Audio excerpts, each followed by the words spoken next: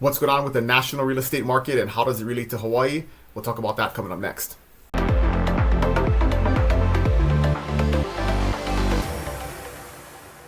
Hey, what's going on, friends? This is your national market update, and I'm going to look at this data and then kind of compare it to give you some context on how it relates to Hawaii. But the first thing, obviously, is the big news is always the interest rates, right? That's really the big thing that people talk about when we're talking about the overall real estate market and why it's slowed down.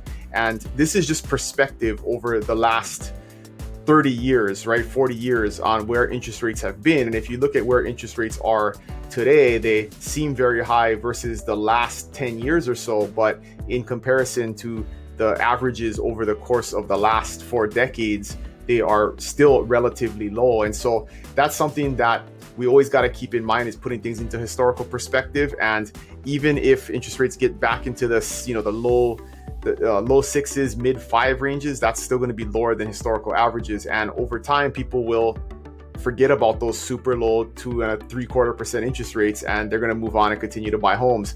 But this is not holding the housing market back. And so we're going to look at some additional data.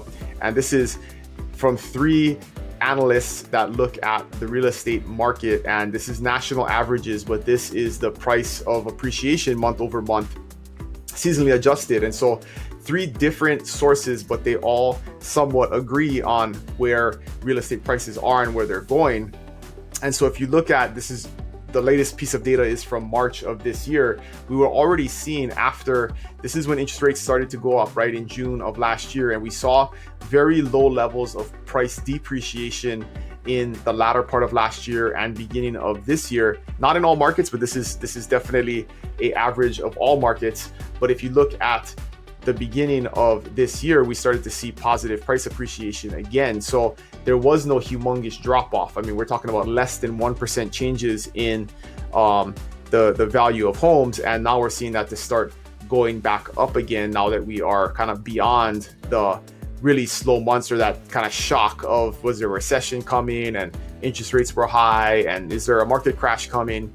The current data is definitely not reflecting that. It looks like we're back into an appreciating market given the latest data that's available. But what's driving this? That's the important question, is looking at what exactly is driving this. And so if we look at it, we're calling these the unicorn years now, right? 21 and 22, because they were outliers in terms of the performance of the real estate market as a whole. But if you look at in the previous history, just before the COVID years, there was pretty steady amounts of pending listings. So this is the amount of listings nationally that are under contract at any given time. And you're kind of always around that 450,000 unit mark. It jumped up in 21 to 655,000 and 562,000 in 22.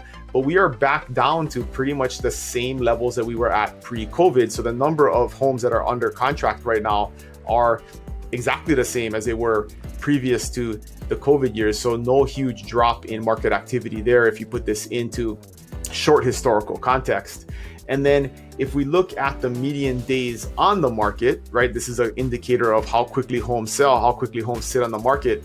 That number dropped down to 30 and 35 in the unicorn years, but it's only popped up to 43, which is, if we look at the previous 4 years prior to COVID, we are still at a lower number today than we were back then. So homes are taking less than 2 months to sell, and that is a very strong market. And so it's definitely not leading to homes sitting on the market longer or less homes going under contract, because as we see, if we put into historical perspective, it's pretty much the same. But the big piece of data that we really got to look at, that is really driving all of this, the underlying fuel behind the fire of the real estate market, is the number of homes for sale, right? This is overall inventory. And we are seeing this in every market. All of these principles and all these data points translate to the Hawaii market. We are at historically low inventory levels still to this day. And so we haven't recovered from the unicorn years, right? So if you look at the number of homes that were for sale, it was always over 1 million homes for sale in the US, and that dropped under 1 million to 927,000 in 2020, but then dropped dramatically in the unicorn years because the market activity went crazy.